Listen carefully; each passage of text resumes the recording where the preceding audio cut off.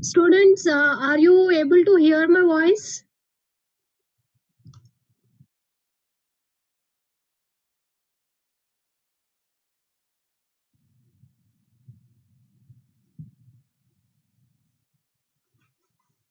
Okay, ma.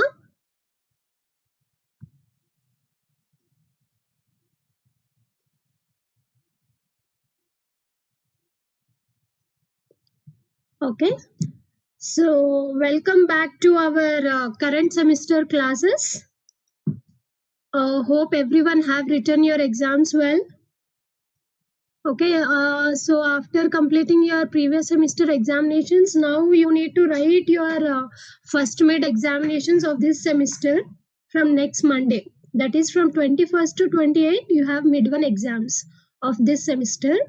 Okay, so for that purpose, what we have planned is we want to revise those first two units which we have discussed before your examinations.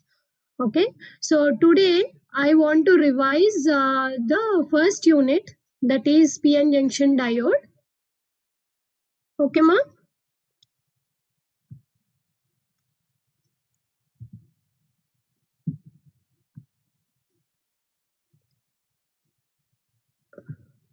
Does everyone the screen is visible to all?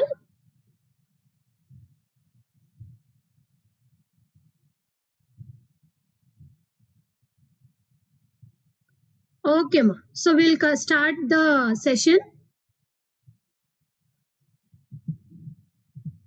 See, once again, just go through the topics which are present in first unit, that is diodes and applications, where we have discussed about junction diode characteristics, like how an open circuited PN junction is formed, how it acts as a rectifier, VI characteristics, effect of temperature, diode resistance, diffusion and transition capacitance, switching times, breakdown diodes, tunnel diode, photodiode, etc. And applications of diodes such as clippers and rectifiers, comparators.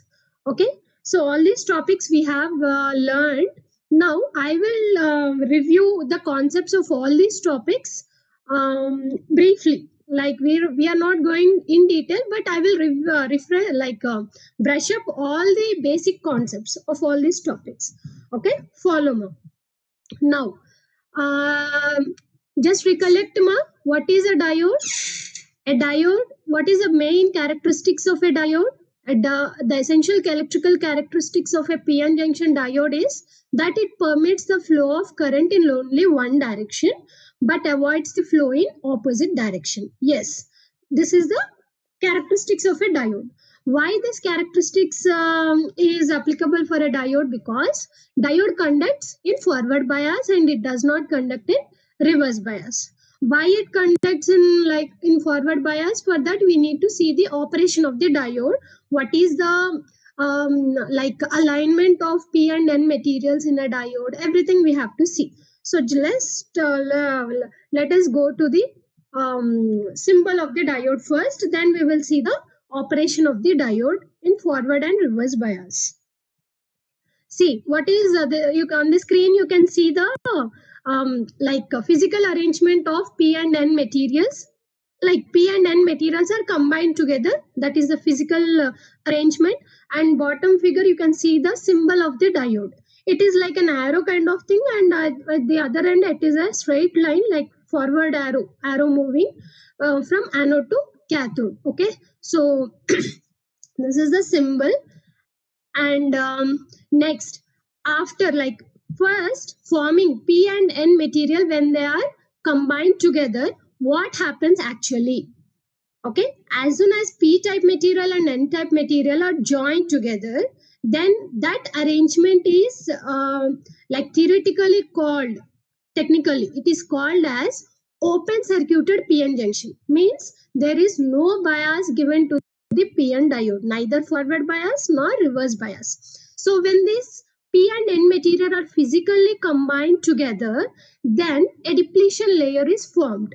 So the like from this diagram, we are going to learn how a depletion layer is formed in PN junction.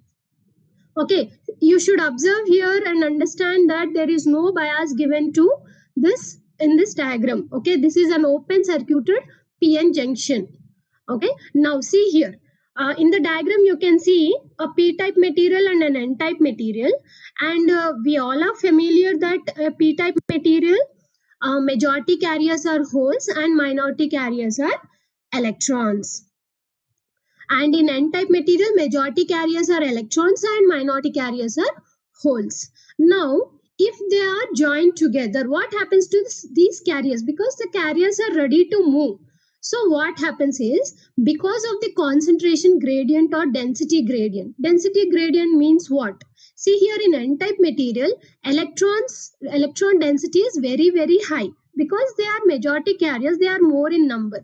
Whereas in P-type material, electron density is very, very low because they are minority carriers. Suppose I'll take an example and explain. Suppose in N-type there are 90 electrons and in P-type there are only 10 electrons. So obviously the count is more, so the density of electrons is also more. This difference in the densities of the carriers is called as concentration gradient. So what happens if there is a difference in the densities? If these high density carriers try to move into a low density region and make the densities of the two layers equal. They try to make the densities of P and N type material equal. Means what? Electrons try to move from N type to P type. And after moving, what happens? They will recombine with the holes in P type. So what happens? They want to make the densities equal. So this process of moving of carriers from N to P, and if electrons are moving from N to P, holes also move from P to N. So this process of movement of carriers is called as diffusion. Okay, so suppose I said now 90 electrons in N type and 10 electrons in P type. When this diffusion process takes place, the electrons will be 40 electrons from N type move and occupy the place in P type, but like making the count in both the layers as 50 and 50. Okay, so like that. So to make the densities in two layers equal, diffusion process takes place. Now tell me, what is diffusion? Diffusion is nothing but diffusion occurs because of concentration gradient, and diffusion is nothing but movement of charge carriers from one region to another region. Okay, and this concentration gradient is nothing but differences in the densities of the carriers. Okay, now what happens after diffusion? What happens when diffusion is taking place? The electrons in N type are moving from N type to P type. Okay, so they are giving electrons. This N region is giving electrons to P type. So positive ions are being established near the junction in N-type material. Similarly, P-type material is taking the electrons, so negative or acceptor ions are being established near the junction in P-type material. So when you combine this positive and the positive charge and negative charge of these ions which are accumulated near the junction, this forms as a barrier potential. This barrier potential, when it is established fully, then this stops the further diffusion process. Okay, so once the barrier potential, it is also called as depletion layer. So once the depletion layer is formed, which after forming of depletion layer, the further diffusion will be stopped, is avoided. Okay, so depletion layer stops the further diffusion. Understood, ma? So there are 4 steps here. Don't get confused. The entire concept of electronics lies here. Okay, because for everything the fundamental element is a diode. So all the concepts are related to this open circuited PN junction formation of depletion layer. Listen, ma, I'm repeating once again. First, what happens when P and N material are joined together? Because of the concentration gradient in 2 layers, diffusion takes place. Diffusion is nothing but movement of carriers from one region to another region. Because of this diffusion, ions, positive ions and negative ions are established near the junction. Okay, when this forms as a potential, because it is a positive potential on one side and negative potential on one side, it forms as a voltage potential barrier. So hence it is called as potential barrier. Okay, and this is also called as, technically called as, depletion layer. So once this depletion layer is formed, the diffusion process will be stopped. Means the carriers will be staying at their own places. They try to make the densities equal, but once depletion layer is formed, diffusion process stops. Okay, now if you want to further move the carriers from N to P and P to N, you need to give an external bias to this arrangement, okay, to the PN diode. That can be a forward bias, or like forward bias will increase the flow of carriers, and reverse bias which changes the operation in another way. Okay, so an external bias changes the formation of this depletion layer. External bias, if you want to disturb this depletion layer, you need to give an external bias. Okay, so this is nothing but open circuited PN junction diode and formation of a depletion layer. Have you all understood this one?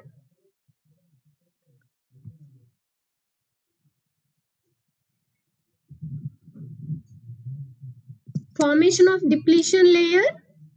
Okay, depletion layer is formed because of diffusion, and diffusion takes place because of concentration gradient. Okay, now we will go to the biasing of the PN junction. Okay, so after forming depletion layer, we are biasing it. See, I said now 4 terms. Remember these 4 terms: concentration gradient or density gradient, next diffusion, depletion layer, or barrier potential. Okay, these are the main key terms we can say. Next, so there are biasing of PN junction are of 2 types. One is forward bias, the other is reverse bias. Now we will see in forward bias what changes occur in the diode. So when we say the diode is forward bias is when p-type material is connected to positive of the battery and n-side material is connected to negative of the battery. So symbolically using the diode symbol, you can see here this is the circuit, external circuit of a PN diode connected in forward bias. Anode is connected to positive of the battery and cathode is connected to negative of the battery. Easily you can remember as P2 plus N2 minus. That's all. Negative. Negative N2 negative minus and P positive. That's all. As simple as that. Next, we'll see the operation and VI characteristics of PN junction diode. See here, ma. So when before giving forward bias to PN junction, depletion layer is already formed. It has some potential. We need to give the battery or external potential such that the carrier should overcome that barrier potential. Now, how this we say that in forward bias, maximum forward current flows. How the current flows, I'll explain now. See here in P-type, as we know, holes are the majority carriers, and in N-type, electrons are the majority carriers. Now, when you connect P to positive terminal and N to negative terminal of the battery, holes are majority carriers in P-type are positively charged carriers, which and they are connected to positive of the battery. So these two gets repelled, means holes gets repelled from the positive terminal of the battery, and they try to move away from the battery. Away means they are moving towards the depletion layer. Similarly, the electrons are negatively charged carriers and they are connected to negative terminal of the battery. So negative, negative. Here also the electrons try to repel from the battery and move towards the depletion layer. They try to press or come like push the depletion layer. Okay, they apply force towards the depletion layer. They try to move towards the depletion layer with great force because they are repelling from the battery. Okay, now so we here from this point we can say that under forward bias the width of the depletion layer decreases because the majority carriers repel away from the battery. Okay, so remember this point. See, I am stressing on some important points like key points. Remember those, because your mid exam will be of multiple choice, because we don't have any option to write a descriptive exam, theory exam. So we are conducting in a multiple choice based examination, objective question, as you have written your quiz on our regular classes. In the same way, you will have your mid exam also. So try to concentrate on some keywords which I am explaining. So in forward bias, the width of the depletion layer decreases, okay, because the majority carriers repel from the battery. Now, see the characteristic curve, ma. Follow this curve, you will understand it easily. When forward voltage is 0, there is low or very no or very less amount of current is flowing. Now, if you increase the battery from 0, like 0 0.1, 2, 4, 5, 6, and 7. When you reach the 0.7 volts, and the forward voltage is equal to 0.7 volts, then the electrons and holes, both the majority carriers, attain sufficient energy to cross the barrier. So they will cross the barrier because the barrier voltage is equal to 0.7 volts for silicon diode and 0.3 volts for germanium diodes. So when the external battery is equal to 0.7 volts, okay, then the carriers get energy to cross this barrier. It's like a gate. They have energy to cross the gate, okay, and move to the other side. So when the carriers are moving, obviously some amount of current will be flowing in the external circuit. See here in the graph VI characteristics schema, when the forward voltage on x-axis voltage, when forward voltage is equal to 0.7 volts, there is a sudden increase of the current in the circuit. Okay, and if you can observe on the y-axis, forward current is around milliamps. Because why milliamps? Because this current is due to majority carriers. Now another point here, another point to be noted. If you have a pen and paper, you can note down, ma. Very simple. Okay. So in the cut-in voltage for a silicon diode is 0.7 volts, and for germanium is 0.3 volts. And the current in forward bias diode is due to majority carriers, and which is in the order of milliamps. Okay, ma? So there are 4 to 5 points that are to be noted in forward bias. One is the width of the depletion layer decreases in forward bias, and the cut-in voltage of the diode in forward bias is 0.7 volts for silicon and 0.3 volts for germanium. And next, the current is in the order of milliamps, and the current is due to majority carriers. As simple as that. See, the points are being written here also, and the voltage at which there is a sudden increase in the current is called as cut-in voltage or threshold point or break point, knee point. Many names are there, ma. See the definition of the knee point. The point at which the sudden increase in current takes place is represented on the static VI characteristic curve above as the knee point. Knee point is also called as cut-in voltage, threshold point, or break point, or offset point. And here it is written as cut-in voltage is approximately 0.2 volts or 0.3 volts for germanium and 0.6 or 0.7 volts for silicon.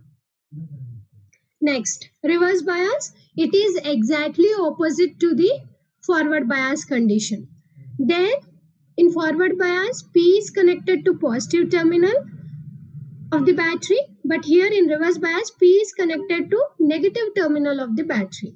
Similarly, N to positive terminal of the battery. And here you can see the battery is reversed. The diode direction is same, but the battery is reversed. Anode is connected to negative and cathode is connected to positive terminal of the battery. Okay, this is under reverse bias. Same. We'll see the operation here, ma. What happens? It is exactly opposite to forward bias, I said. So here in P type, the majority carriers are holes which are positively charged carriers, and they are connected to negative terminal of the battery. So what happens? They attract. Holes attract towards the negative of the battery, and electrons, they are negatively charged carriers and they are connected to positive terminal of the battery. So electrons try to attract to the positive terminal of the battery. Means what is happening? The majority carriers in both the regions are moving away from the depletion layer. Okay, they are moving away from the depletion layer. So what happens? The width of the depletion layer increases. Note this point, ma. The width of the depletion layer under reverse bias increases. Okay, why? Because the majority carriers move away from the junction because they are attracted towards the battery, and very few, that is minority carriers, try to cross the junction. Okay, because minority carriers are getting repelled from the battery, so they try to cross the depletion region. So a very small amount of current flows under reverse bias, that is in the order of microamps. See the characteristic curve now. So it is the reverse voltage and the reverse current. Reverse current is nothing but which is very small current that will be flowing under reverse bias. See, when the reverse voltage is increased, only a small amount of current flows. So here you can see in this thick blue line, you can see, ma, when reverse voltage is increased, only a small amount of current flows. Okay, but if you still go on increase the reverse voltage, a stage will come where the junction breakdown occurs. Junction breakdown means the device almost all it gets damaged. Because of this heavy reverse voltage, the temperature near the junction increases and large amount of electron hole pairs are created and sudden increase of current takes place.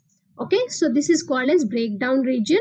Okay, so under breakdown, a sudden increase of reverse saturation current flows. Okay, so what are the points?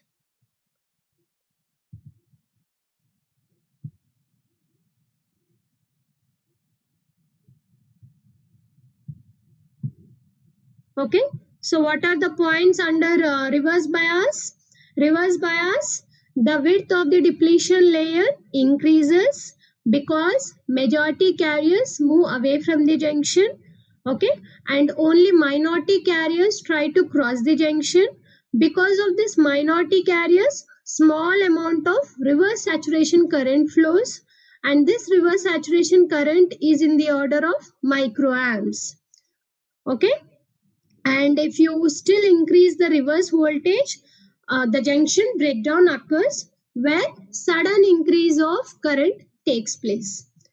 Hope you have understood till here, ma. I'll just give the overview of VI characteristics on a whole of the PN diode. See, ma, for the forward characteristics, when current is like when the forward voltage is increasing at 0.3 volts for germanium diode, there is a increase in the current, forward current. We call it as forward current, which is in the order of milliamps. Okay, and for silicon diode, the cut-in voltage is 0.7. Cut-in voltage means, how do you define this? The voltage at which sudden increase of current takes place, forward current. Okay, so you should remember these values, ma. Cut-in voltage for germanium diode is 0.3 volts and cut-in voltage for silicon diode is 0.7 volts. This is also called as knee voltage. Okay, and forward current is in the order of milliamps.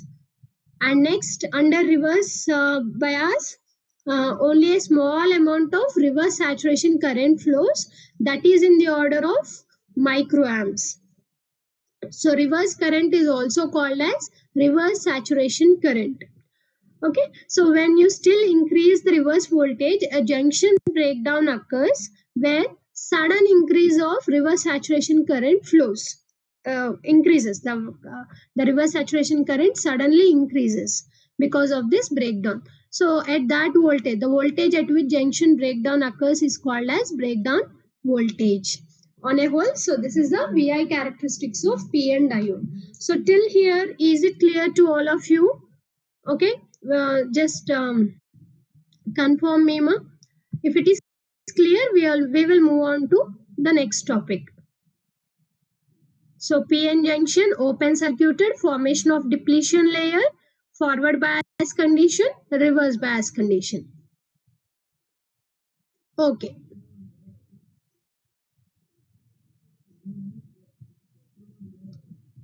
I have written some important points also, ma. I'll just read one by one. Just you also follow the points, like how the question will be, how it will be. So in a PN junction with no external voltage, the electric field between acceptor and donor ions is called as a barrier, depletion region or potential barrier. Second point, in a PN junction, the potential barrier is due to the charges on either side of the junction. These charges are fixed donor and acceptor ions. See, this point you need to remember, ma. Under depletion layer, whatever carriers are present, they are fixed ions. Okay, fixed immobile ions, we can say.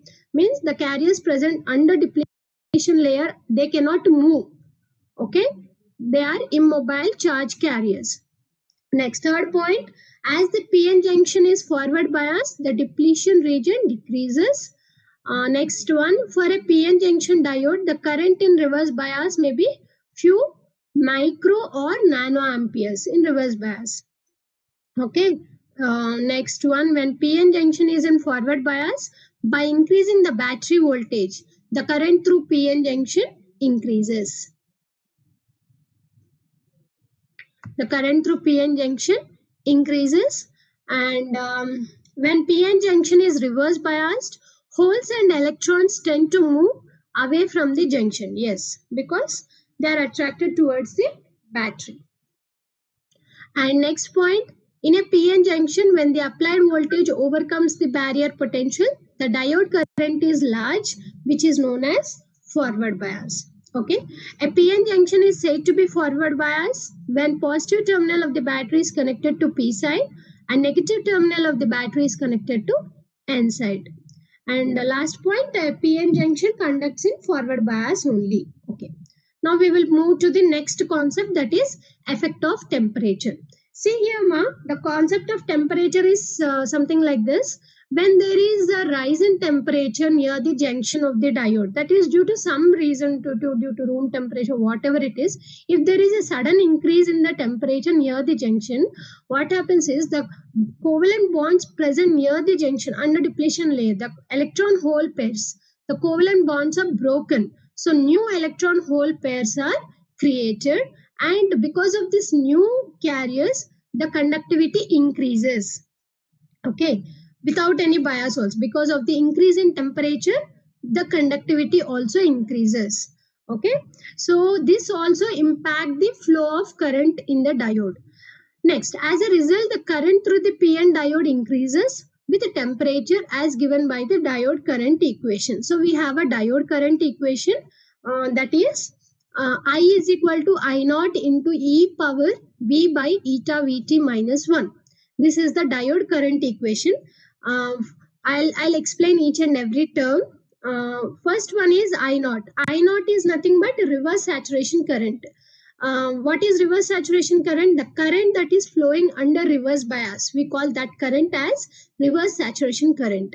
And here in the bracket E power V. V is nothing but diode voltage that we give as an external supply. That is nothing but V, diode voltage, and eta is a constant, and Vt is nothing but volt equivalent of temperature. So this equation is related to temperature. So there is an proportionate formula of temperature to voltage. That is Vt is equal to T by 11,600. So whatever be the temperature, you need to substitute this in degree Kelvin, not in Celsius, it is in degree Kelvin. Okay, so you will get the equivalent volt of the temperature voltage that you need to substitute here, and you will get the final current.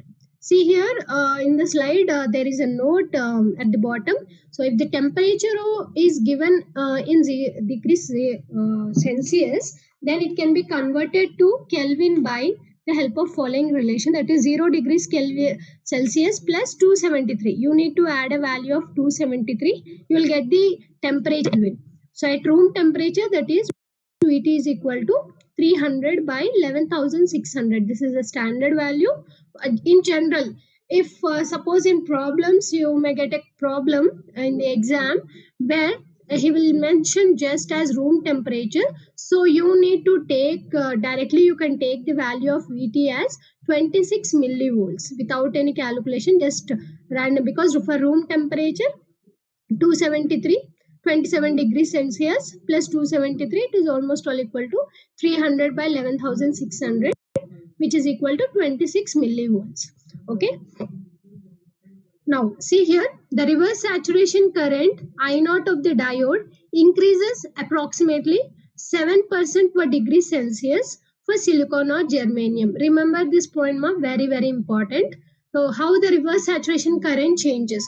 Why we are concentrating on reverse saturation current is generally under reverse bias a very small amount of current flows.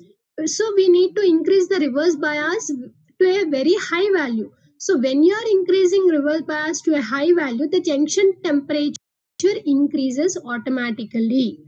Okay, that's why temperature is related directly to reverse saturation current. Means this concept mostly is applicable to reverse bias condition. Okay, understood all of you? So under reverse bias, when we are increasing the reverse bias, then the junction temperature increases. So whatever reverse saturation current flows, that current is affected. Hence, that's why this reverse saturation value is considered here. The reverse saturation current I0 of a diode increases approximately 7% per degree centigrade for silicon or germanium. Means for 1 degree rise in temperature, the reverse saturation current increases by 7%. Or also reverse saturation current approximately doubles for every 10 degree rise in temperature.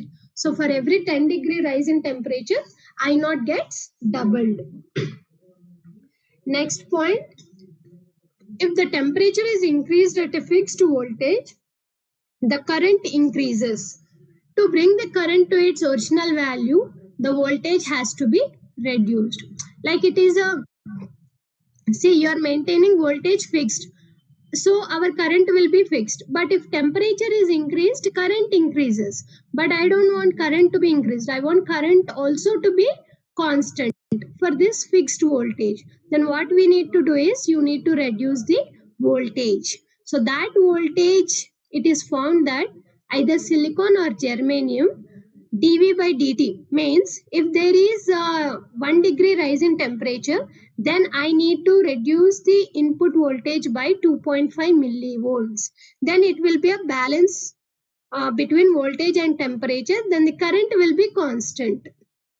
Okay, I'll repeat this point once again. See, if you give a certain voltage, a certain amount of current flows. But if temperature is also increased automatically, then current still increases. But I don't want the current to be increased. I want current to be maintained constant. Then what you need to do is, you need to reduce the voltage. So that reduction of voltage with rise in temperature is taken as a standard value as minus 2.5 millivolts per degree centigrade. Okay, means if there is 1 degree rise in temperature, then you need to reduce your voltage by 2.5 millivolts. It is taken as minus because it is nothing but reducing the value. That's why it is taken as minus, in order to maintain the current constant. Okay.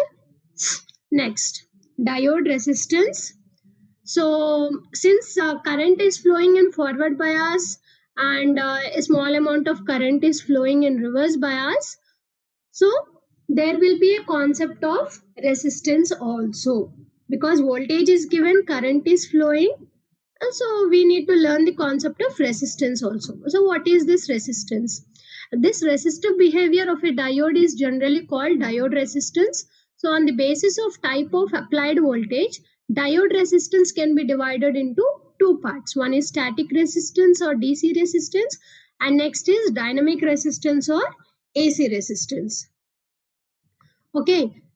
See, static resistance is nothing but the resistance that is occurred in the presence of DC source. Okay, so if you give a DC voltage to the diode, then diode or any device, okay, so then we call it as a static resistance or DC resistance. It is as simple as that. Ohm's law, R is equal to V by I. RDC means how, if you want to calculate the resistance, then it is nothing but voltage by current, all in DC values. Suppose in forward current, I am saying that the current is in the order of milliamps. Here is an example for you. For example, for a typical forward bias silicon diode, the voltage across the diode is 0.7 volts. And let the current flowing will be 100 milliamps. So the static resistance of the diode in forward direction is the voltage by current, that is 7 ohms. So you can take a note down a point here, ma. In forward direction or in forward bias, the diode resistance will be in the order of ohms. Why ohms? Because very less resistance, because a high amount of current is flowing. So the resistance in forward bias is very, very low. That's why diode is used as an on switch under forward bias. Similarly, when the diode is reverse bias, with reverse voltage of 10 volts, and if the reverse current is 1 microamp, then the static resistance in reverse direction is 10 volts by 1 microampere. That is, it is in the order of 10 mega ohms. Understood, ma? See, that is in reverse direction or in reverse bias, the resistance of the diode is very, very high, which is in the order of kilo ohms or mega ohms. That's why very less amount of current is flowing. These are the two important points here. And this is the graph, ma. So this is nothing but the forward VI characteristics of the diode. So if you want to calculate the static resistance of the diode under forward bias, just take a point on the graph, any random point, drop the lines on x-axis as well as y-axis, note down the values, and you will get the resistance. As simple as that. So if you in lab, generally we do this part also in the experiments, but okay, no problem. Next, dynamic resistance. Dynamic resistance is nothing but the AC resistance. Okay, so if you have an input AC supply, then the resistance obtained in that case for an AC source is nothing but called as dynamic resistance. For the same diode forward characteristics, if you want to calculate the dynamic resistance, just take 2 random points, okay, one with a lower value and one with a higher value. Subtract the upper value minus lower value, you will get the dynamic resistance. Subtract on both the voltage values as well as current values. That is, on the screen you can see the formula. RAC is equal to V2 minus V1 by I2 minus I1. That is dV by di. That is rate of change of voltage to rate of change of current. Change in voltage by change in current. That is nothing but dynamic resistance. This is also called as AC resistance, and it is, see the definition, second point, it is the resistance offered by the diode to the flow of AC through it when we connect it in the circuit which has an AC voltage source as a circuit element. So, okay. Is it clear to all of you till this point? So we have learned about, okay, please go slow. Which slide, ma? Previous slide one more time. You want me to discuss about this temperature, ma? Diode resistance. Okay. So diode resistance. What is resistance of the diode? Diode also have a forward resistance as well as a reverse resistance. Okay, because diode is operated in two modes, that is forward bias mode as well as reverse bias mode. In forward bias mode, the current is in the order of milliamps, and in reverse bias the current is in the order of microamps.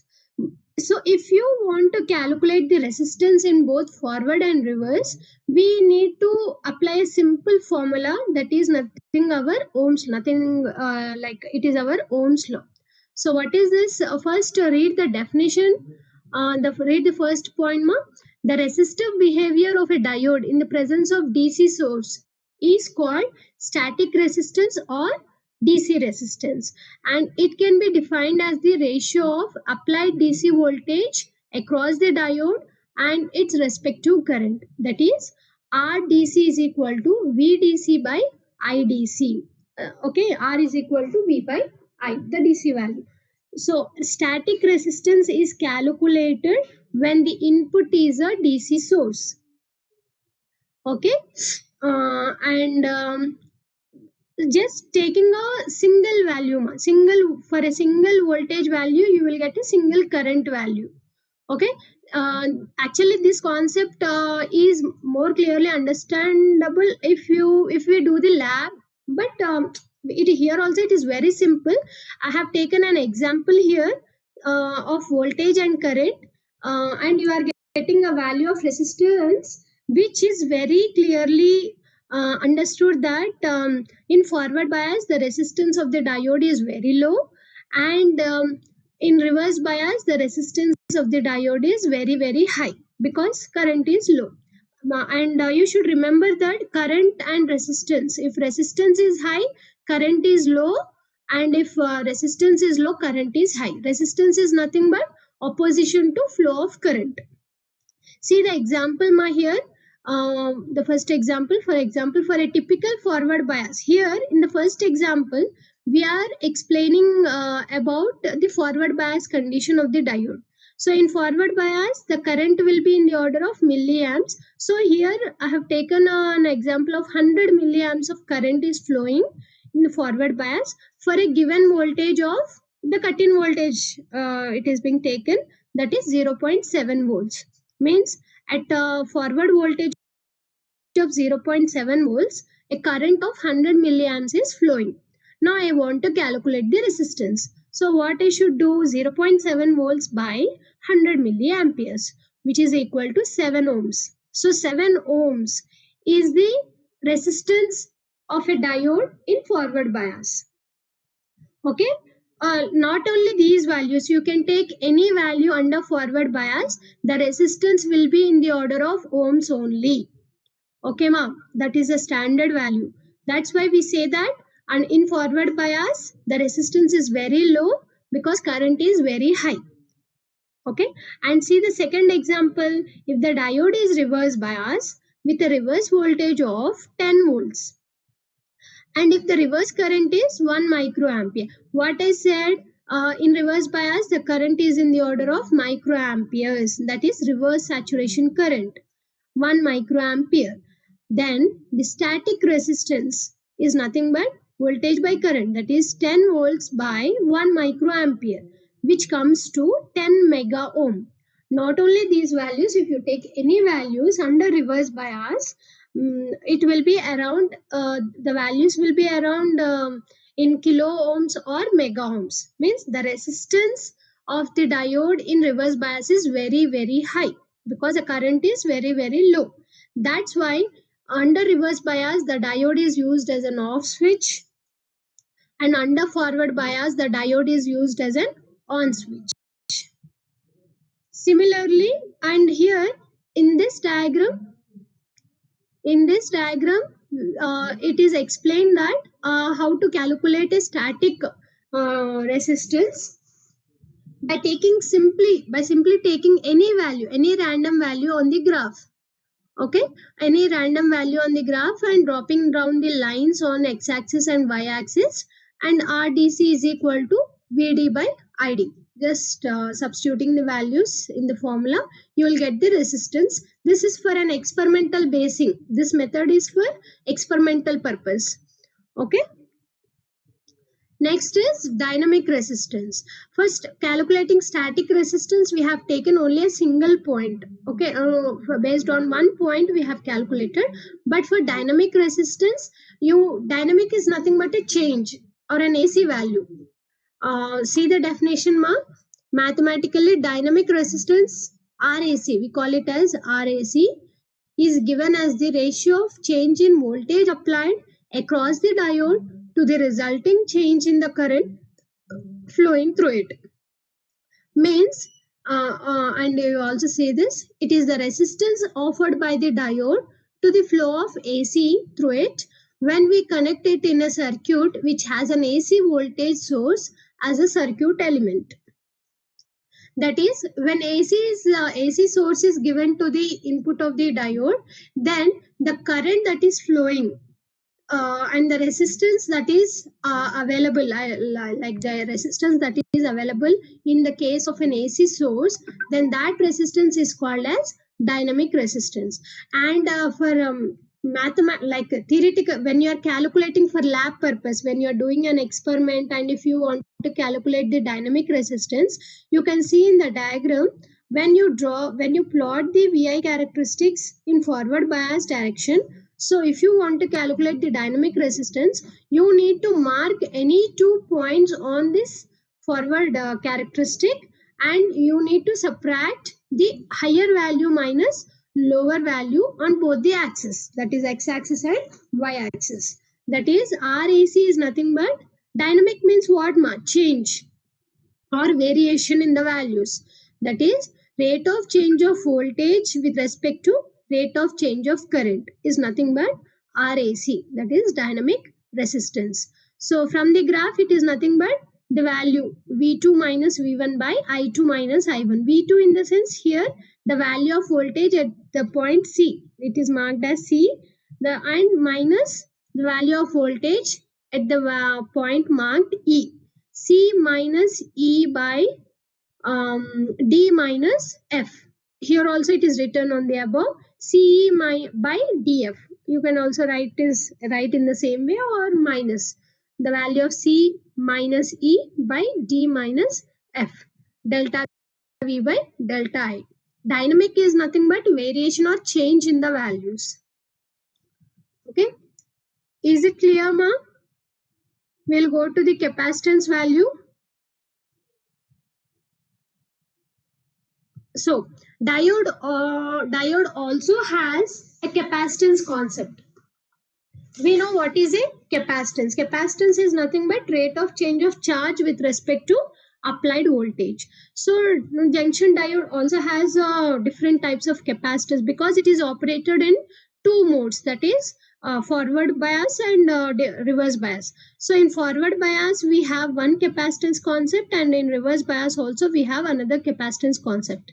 So these capacitances are represented as transition capacitance and diffusion capacitance. Transition capacitance is represented as CT, and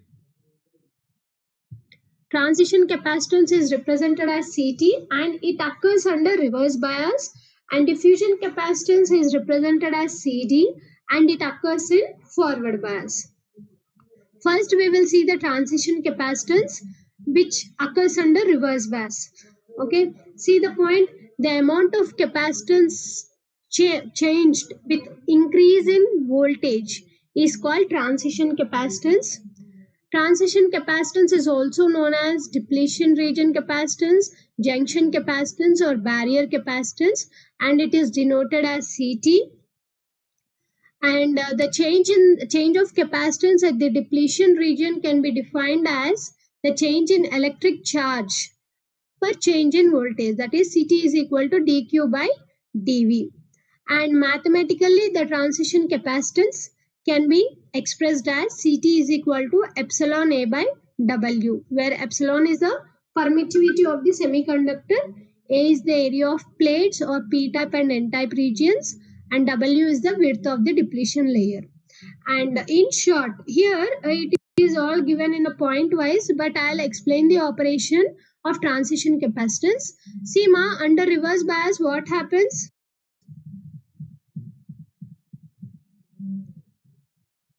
See ma, in this diagram, see the diagram of this P and diode. See, under reverse bias what happens? The majority carriers move away from the junction because they are attracted towards the battery. The majority carriers are moving away from the junction. So when they are moving away from the junction, there are more number of immobile charge carriers accumulated in the depletion region. Yes, because the width of the depletion layer is increasing, it is including more number of carriers which are being fixed now. When the carriers move into the depletion region, they become fixed. They are immobile. They cannot move. Means as the reverse bias is increasing, the width of the depletion layer is increasing and more number of carriers are being increasing under depletion region. So the charge is also increasing under depletion region. Yes. So this is nothing but transition capacitance. The rate of change of charge with respect to applied voltage is nothing but transition capacitance. Here, the boundaries of this depletion layer, that is these dotted lines in N-type and P-type, these dotted lines are taken as the plates of the capacitor. Okay, and these immobile charges present under depletion region are called as dielectric. Okay, that charges with between the plates is being increased. Okay, so how do you define a transition capacitance? The rate of change of charge with respect to change in the external potential, that is voltage, dq by dv. This is nothing but transition capacitance, concept of transition capacitance. So transition capacitance occurs only under reverse bias. Understood all of you? The width of the depletion region increases, so the number of charges under depletion region increases. So that is rate of change of charge with respect to rate of change of voltage, external voltage. That is nothing but your transition capacitance, and the formula is Ct is equal to epsilon A by W. This is important. The derivation of this we have seen in the regular classwork, I think. Okay, and next concept is diffusion capacitance. Diffusion capacitance occur in forward bias. Okay, so in reverse bias, transition capacitance occurs, and in reverse bias, in forward bias, diffusion capacitance occur. In reverse bias, transition capacitance occur. Okay, diffusion capacitance is sometimes referred to as storage capacitance. It is denoted as CD. In forward biased diode, diffusion capacitance is much larger than transition capacitance. See, concentrate on these highlighted sentences. Diffusion capacitance is much larger than transition capacitance. Hence, diffusion capacitance is considered in forward biased diode. Diffusion capacitance occur due to stored charge of minority electrons and minority holes near the depletion region. I'll explain the concept of diffusion capacitance in this diagram. So, I said that diffusion capacitance occur in forward bias condition. So, what happens in forward bias? The width of the depletion layer decreases because majority carriers repel from the battery and they try to move towards the depletion region. See this right-sided shaded diagram. There are two exponentially decreasing curves on both the regions of P and N. See, when the majority carriers are moving from N-type to P-type, that is, electrons in N-type are crossing the barrier and moving to P-type, what happens? Electrons in N-type are majority carriers, but the same electrons, when they move to P-type, they become minority carriers. Understood, all of you? I'll repeat this point. Majority carriers are electrons in N-type, But when the same electron moves to p-type, they become as minority carriers. Similarly, holes, when they are in p-type, they are majority carriers, but when they move to n-type, they become minority carriers. Same thing is our diffusion capacitance, means the minority charge carrier concentration is increasing under forward bias. Yes, ma. Earlier only two electrons were there. Only two minority charge carriers were there in p-type. But when you are increasing the forward voltage, more number of electrons are moving to p-type. So the minority carrier count is being increasing. Means minority charge is being increasing in p-type as well as n-type. So this injected minority carriers in p-type and n-type decreases exponentially. This graph shows this thick line near the junction, means near the junction the accumulation of minority charges is very high, but as we move away from the junction, the accumulation is being decreasing. This line is nothing but extra minority charge carriers coming towards the p and n. This is nothing but diffusion capacitance. The rate of change of injected minority charges with respect to applied forward voltage is nothing but diffusion capacitance. Okay, see, read this highlighted sentence, ma. Third point on the slide, this process of minority carrier injection where the excess hole density falls off exponentially with the distance is called diffusion capacitance. It is defined as the rate of change of injected charge with applied voltage. Okay, so this capacitance is called as storage capacitance. So diffusion capacitance is also called as storage capacitance. When the width of the depletion region decreases, the diffusion capacitance increases. The diffusion capacitance value will be in the range of nanofarads to microfarads. And same formula is same, that is CD is equal to dQ by dV. Okay, ma. CD is nothing but diffusion capacitance. dQ is change in number of minority carriers stored outside the depletion region, and dV is change in voltage applied across the diode. So all of you, have you understood till here? Next,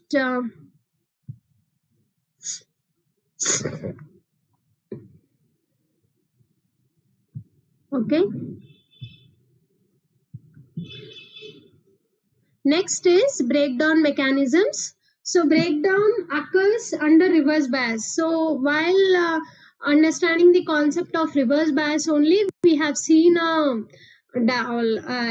point that breakdown voltage. Breakdown voltage is nothing but the voltage at which the sudden increase of reverse saturation current takes place. Okay, so generally breakdown concept is also useful for some applications. So we have a requirement to learn about breakdown mechanisms also. Read the first point. The critical value of the voltage at which the breakdown of PN junction diode occurs is called breakdown voltage.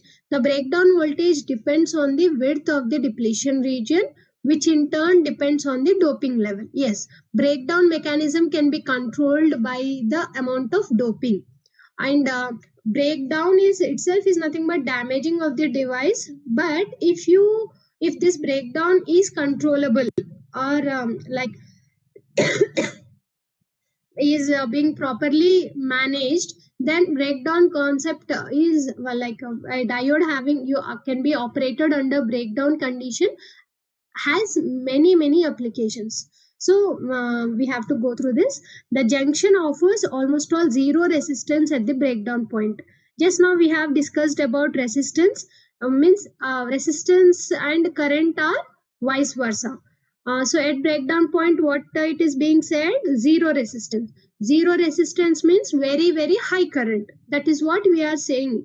Okay, the breakdown voltage or breakdown point is a point where there is a sudden increase of or sudden flow of reverse saturation current, very high reverse saturation current. So if current is very high, then at breakdown the resistance is 0.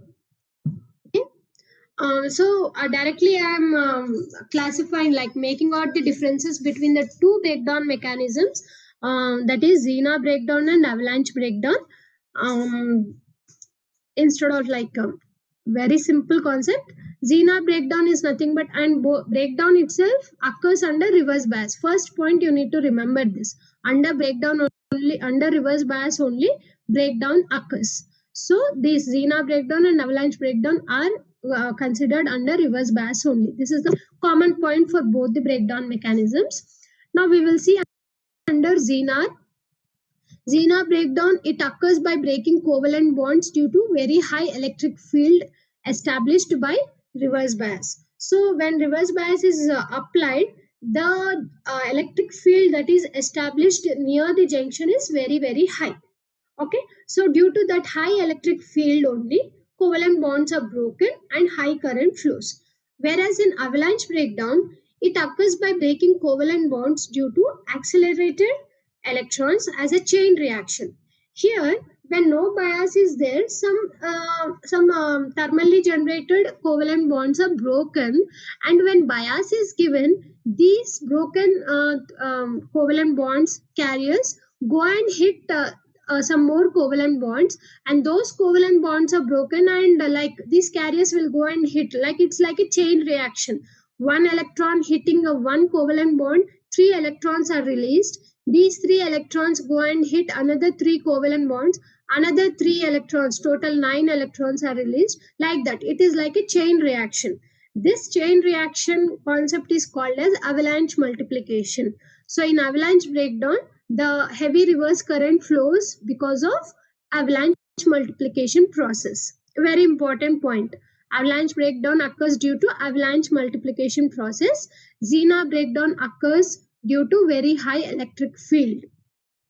Second point, you see, in Zener breakdown, it occurs in heavily doped junction. So to occur a Zener breakdown, the diode should be heavily doped as compared to avalanche breakdown. See, in avalanche, it occurs in lightly doped junction, and in Zener, it occurs in reverse bias voltage below 6 volts. Yes, because Zener diode is already heavily doped, so voltage required is very small, that is below 6 volts. 6 volts is nothing but a threshold value to make out the differences between Zener and avalanche. So voltage required, because doping is very high, already carriers available are very high, so voltage required is very low. And in avalanche, it occurs in reverse bias voltage above 6 volts. Since it is lightly doped diode, the voltage required will be more, greater than 6 volts. And with the increase in the junction temperature, Zener breakdown voltage is reduced. So if the temperature is increased, voltage is reduced. And in avalanche, if the voltage increases, the temperature also increases. And last point, Zener diodes have a negative temperature coefficient, and avalanche diodes have a positive temperature coefficient. Positive temperature coefficient in the sense, voltage and temperature both are increasing. If temperature increases, voltage is also increasing. Whereas in Zener, if temperature increases, voltage is reduced. Hence, it is negative temperature coefficient.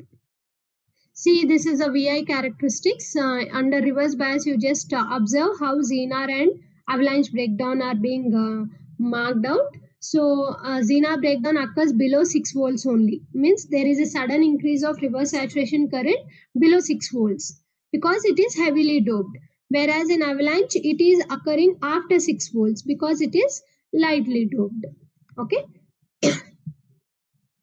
And here also I have written few points. So in Zener diode, Zener breakdown takes place below 6 volts, and Zener diode is heavily doped because to have low breakdown voltage.